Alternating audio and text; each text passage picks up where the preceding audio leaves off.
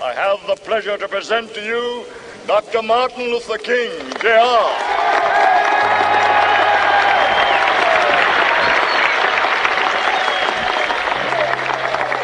I am happy to join with you today in what will go down in history as the greatest demonstration for freedom in the history of our nation.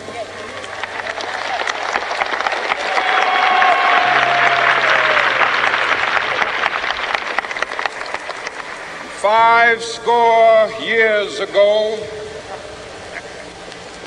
a great American in whose symbolic shadow we stand today signed the Emancipation Proclamation. This momentous decree came as a great beacon light of hope to millions of Negro slaves who had been seared in the flames of withering injustice. It came as a joyous daybreak to end the long night of their captivity. But 100 years later, the Negro still is not free. 100 years later, the life of the Negro is still sadly crippled by the manacles of segregation and the chains of discrimination. 100 years later, the Negro lives on a lonely island of poverty. I have a dream that one day this nation will rise up and live out the true meaning of its creed. We hold these truths to be self-evident, that all men are created equal.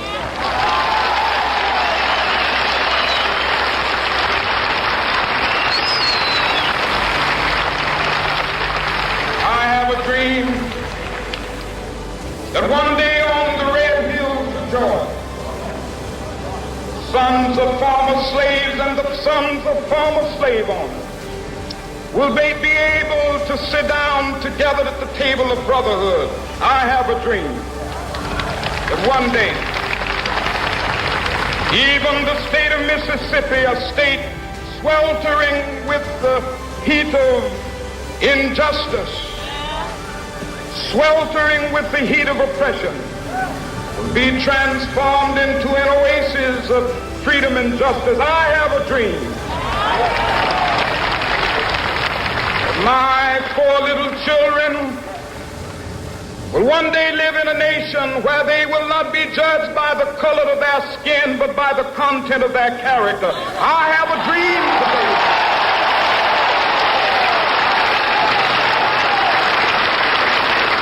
I have a dream that one day down in Alabama, with its vicious racists, with its governor having his lips dripping with the words of interposition and nullification. One day right there in Alabama, little black boys and black girls will be able to join hands with little white boys and white girls as sisters and brothers. I have a dream today.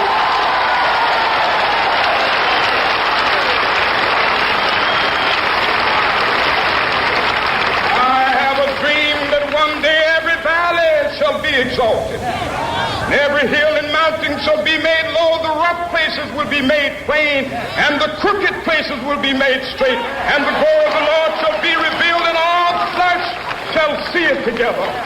This is our hope.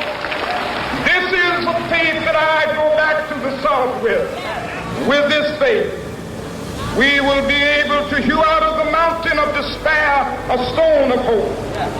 With this faith, we will be able to transform the jangling discords of our nation into a beautiful symphony of brotherhood.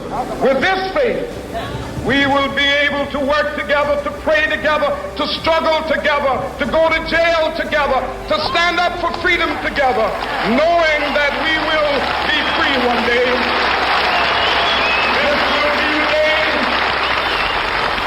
This will be the day when all to sing with new meaning, my country, tears of thee. Sweet land of liberty, of thee I sing. Land where my fathers died, land of the pilgrim's pride. From every mountainside, let freedom ring. And if America is to be a great nation, this must become true. And so let freedom ring. From the prodigious hilltops of New Hampshire, let freedom ring.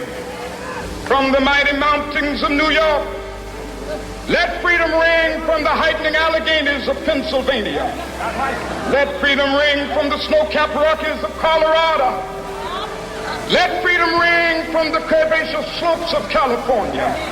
But not only that, let freedom ring from Stone Mountain of Georgia. Let freedom ring from Lookout Mountain of Tennessee. Let freedom ring from every hill and molehill of Mississippi, from every mountainside. Let freedom ring. And when they gather, when we allow freedom ring, when we let it ring from every village and every hamlet, from every state and every city, we will be able to speed up that day when all of God's children, black men and white men, Jews and Gentiles, Protestants and Catholics, will be able to join hands and sing in the words of the old Negro spiritual, free at last, thank God Almighty.